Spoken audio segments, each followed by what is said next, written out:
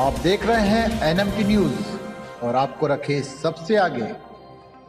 केंद्रीय गृह मंत्री अमित शाह ने कहा कि कोई भी सभी व्यक्ति 1984 के दंगे नहीं भूल सकता। राजनीतिक इशारे पर नरसंस हत्याएं की गई, लेकिन किसी दोषी को सजा नहीं दी गई।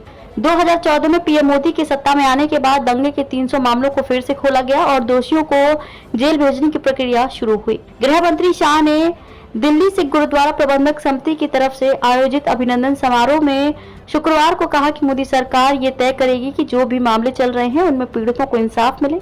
मोदी सरकार ने ही पहली बार 3,328 पीड़ित परिवारों में से प्रत्येक को 5 लाख रुपए देने और जलियांवाला बाग स्मारक को फिर से गौरवान्वित करने का काम किया है। मानवता के लिए सिख गुरुओं के बलिदान की बराबरी नहीं। शाह ने कहा कि मानवता और देश के लिए सिख गुरुओं के बलिदान की बराबरी कोई नहीं कर सकता। सिख पंथ के अलावा ऐसा कोई दूसरा पंथ नहीं जिसने 10 पीढ़ियों तक आक्रांताओं के अन्याय के खिलाफ संघर्ष करते बलिदान दिया हो। औरंगजेब के अत्याचार के खिलाफ कश्मीरी पंडितों की मदद के लिए सर्वोच्च बलिदान देने वाले 9वें गुरु तेग बहादुर को देश हमेशा याद रखेगा। पीएम मोदी ने गुरु तेग बहादुर की स्मृति में लाल किले पर ठीक उसी जगह उत्सव मनाने का फैसला किया जहां उनकी शहीदी की घोषणा हुई थी।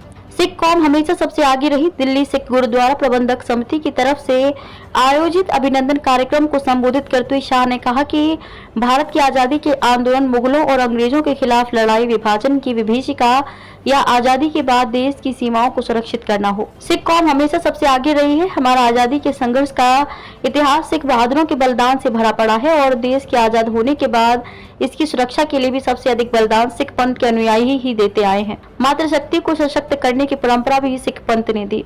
शाह ने कहा कि मातृशक्ति को सशक्त करने की परंपरा सिख पंथ में माता खीवी के लंगर की सिखों से वर्षों पहले शुरू हुई। इतिहास में भी ये दर्ज है कि सिख पंथ से निकली मातृशक्ति से न केवल आजादी के आंदोलन में हिस्सा लिया बल्कि देश को आगे बढ़ाने में अहम योगदान दिया है।